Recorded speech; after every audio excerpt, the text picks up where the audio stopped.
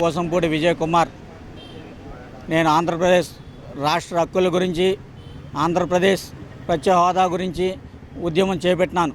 సామాన్యుడి ఉద్యమానికి వచ్చినటువంటి ప్రింట్ మీడియా వారికి, ఎలక్ట్రానిక్ మీడియా వారికి, నా శ్రేయాభిలాషులకు, నా మిత్రులకు, మీ మీడియా ద్వారా చూస్తున్న ఆంధ్ర సోదరి సోదరులకు, రాష్ట్ర పరిపాలనా నాయకులకు, రాష్ట్ర ప్రతిపక్ష నాయకులకు, జాతీయ పరిపాలనా నాయకులకు, జాతీయ ప్రతిపక్ష నాయకులకు అందరికీ ఈ ఒక్క సామాన్యుడు శిరస్సు వంచి నమస్కరిస్తూ ఈ ఒక్క సామాన్యుడి ఆవేదన అర్థం చేసుకుని ముందుకు రావాలని నా మనవి.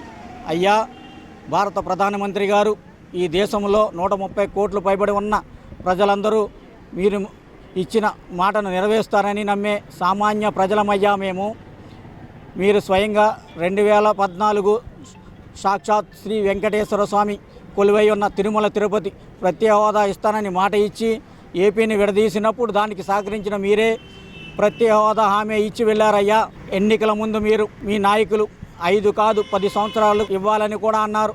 ఎన్నికలైన తర్వాత ప్యాకేజీ కాదు, మా మాట విన్న ఆంధ్రులు ప్రత్యేక ప్యాకేజీ వద్దు, ప్రత్యేక హోదా కావాలని ఉద్యమాలతో అడిగిన సామాన్యుణ్ణి అణిచివేశారయ్యా. మోడీ గారు, మా తిరుమల తిరుపతి వెంకటేశ్వర స్వామి మీద మీకు నమ్మకం లేకపోవచ్చేమో, కానీ తానీషాకి రాముడు కల్లోకి వచ్చి రామదాసుని విడిపించమని చెప్పినట్లుగా మీ కల్లోకి మీరు ప్రతిష్ఠించిన బాలరాముడు వచ్చి ఏపీకి ప్రత్యేక హోదా ఇవ్వమని చెప్పాలని మీ ప్రతిష్ఠించిన బాలరాముడు సాక్షిగా ఇప్పటికైనా ప్రత్యేక హోదా ఇస్తారని ఆశిస్తూ, మీరిచ్చే ప్రత్యేక హోదా వల్ల ఈ ఆంధ్రప్రదేశ్లో ఉన్న నా తమ్ముళ్ళు, నా చెల్లెళ్ళు, నా మేనల్లుళ్ళు, నా మేనగోళ్ళు, నా అన్నదమ్ములు, బడుగు బలహీన వర్గాల అగ్రకుల పేదలు, ఎస్సీ ఎస్టీ మైనార్టీ సోదరులు తలరాతులు మార్చే ఈ ప్రత్యేక హోదా ఇవ్వమని మీరు ప్రతిష్ఠించిన ఈ బాలరాముడు మీ కల్లోకి వచ్చి చెప్పాలని కోరుకుంటూ, ఈ ప్రత్యేక హోదా యువతీ యువకులకు తలరాతులు మారుస్తుందని ఆశిస్తూ, మీరు మాట ఇచ్చిన ప్రత్యేక హోదా ఆంధ్రాకి అందిస్తారని ఆశిస్తూ ఎదురు చూస్తున్న ఆంధ్రులమయ్యా మేము.